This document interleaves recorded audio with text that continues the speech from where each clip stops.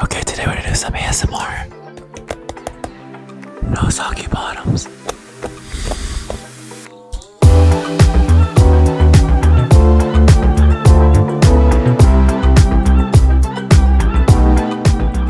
Hey everyone, welcome back to my kitchen. My name is Ryan, and I haven't filmed in a couple of weeks because it was the holidays and I didn't think I want to do another cookie video. So today, what I really want to do is one of my favorite recipes by Dominique Ansel. If you don't know who he is, he's the guy who invented the cronut. I think he got really famous in his bakery in New York for making the cronut. Cronut is just a combination of a croissant and a donut. He does a good job describing the techniques, and also his recipes are just really tasty. And my favorite recipe out of this book that I love doing is the Kouign Amann, or the DKA, also known as Dominique's Kouign Amann. It's really simple. Well, the ingredients are really simple, and I just like how technical it is, and you just feel really good after making it. Right? So let's read off the ingredients. So the ingredients are super simple. All you need is bread flour, kosher salt, very cold water, unsalted butter. I think he wants European butter. I tend to just use Costco butter, which is American butter. And the only difference is that Costco or American butter has more water in it. So I think the only difference that might cause is during the bake times, because when you have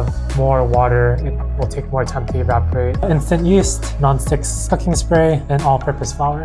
In this recipe, he says to use a 3-inch ring mold to shape the Kouign Amanns, but I just use cupcake tray. It does the same thing. All right, so let's get started. Alrighty, let's start with making the dough. So for the dough, you need 472 grams of bread flour. And then it asks for water that's very cold, so I just got a measuring cup and put some ice in it. So it's gonna jiggle it around until it's cold. Also 12 grams of salt.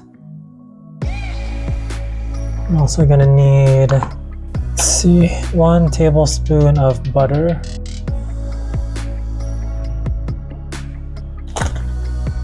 And 313 grams of water.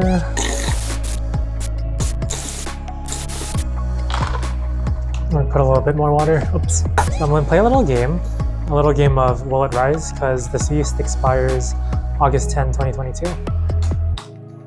I don't think it matters, but if this doesn't turn out, then it is what it is. So I'm gonna need about 4 grams or 1.5 teaspoons.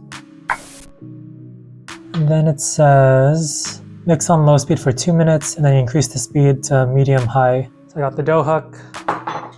I'm gonna attach it to my stand mixer. If you notice, my stand mixer lifts up versus twisting in. When it comes to stand mixers, and if you haven't bought one yet, and you wanna do a lot of recipes like this, I highly recommend getting the bowl that lifts up, just because when you do the recipes that have the twisty bowl, especially with this recipe where you're kneading the dough for 10 minutes, the motion of it coming over and over and over again for 10 minutes kind of keeps the bowl stuck in that motion, or like stuck in that position. So when you're trying to shift it out, it's a pain in the ass.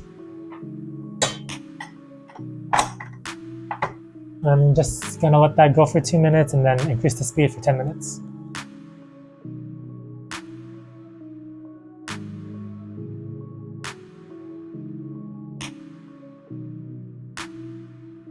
Alrighty, so I just finished kneading the dough for 10 minutes with the stand mixer, and I am just gonna cover it up and let it rise for an hour. So while that's happening, I'm gonna get started on the butter block. Okay, so for the butter block, I'm gonna need, what am I gonna need? 25 tablespoons. I don't know why I cut 2 pieces of parchment paper. We're gonna start with some parchment paper, and we're gonna draw a square that is a 7-inch by 7-inch square.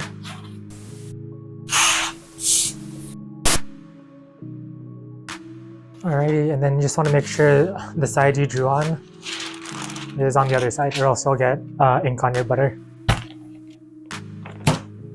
Oops. I remember the first time I tried making a butter block, I had no idea how to do it.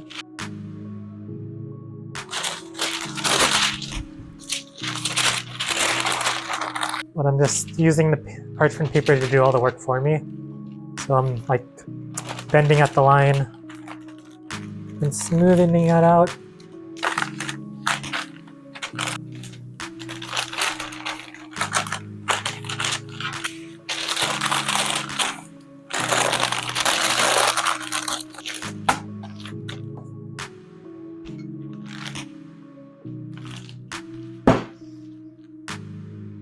I left my butter out like all day, so it's kind of like, it's easy to bend.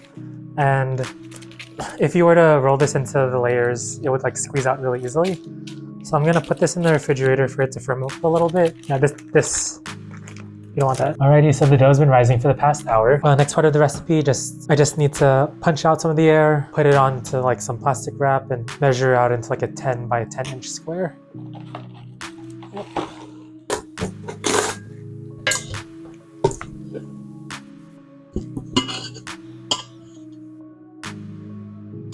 And then instead of just like pulling it into the shape, I like to like get my hands underneath, pull it up, and then lift it out.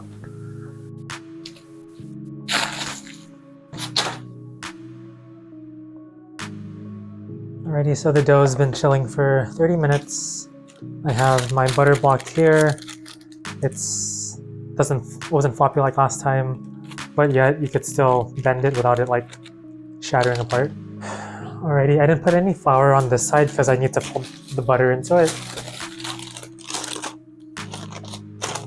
And then so it looks like this. You have the bigger square of the flour or the dough, and then the smaller square is offset inside. I'll fold it over.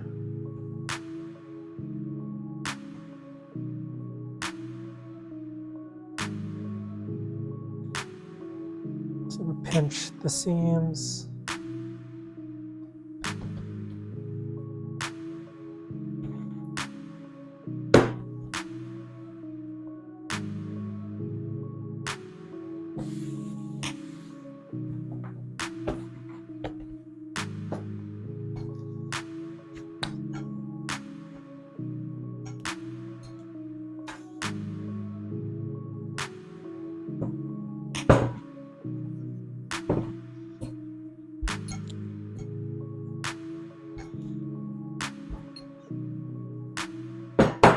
I'm gonna roll it out to 24 inches.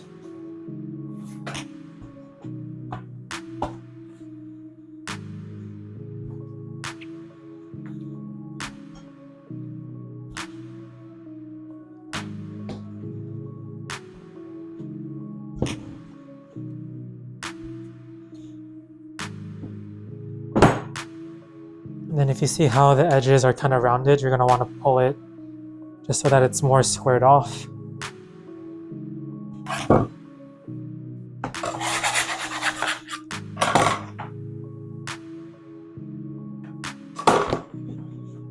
And just quickly do it again on this side. Just gonna chill this for 15 minutes and then roll it out one more time.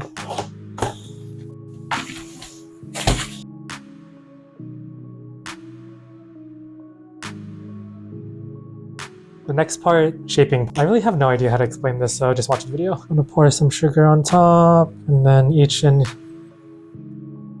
gonna cut it in half first. And then in total, this could be enough for 12, so if I rolled this out perfectly, these really should be 4 by 4 inch squares, but as you can see, it's not that perfect. So the way you wanna fold these things in, put in the cupcake mold, and then take the 4 outer corners and pinch them into the middle.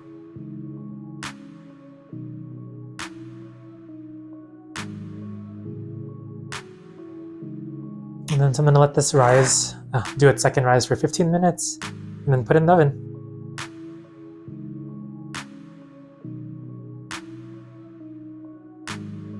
Alrighty, so they've been in the oven for about 40 minutes or so, because I'm using American butter, which has more water content, which varies the big time. So I set a timer for 30 minutes, checked it out, and I think a good key that it's done is that everything's nice, golden, like brown. So it's just about that. And then when you take it out of the oven, you're gonna wanna put them on a cooling rack so that the sugar on the bottom could harden. Okay, I'm gonna let this cool down and try it out later. Alrighty, so these have been cooling for about 15 to 20 minutes. Some ASMR for you. But yeah, let's try it out. It should be very flaky.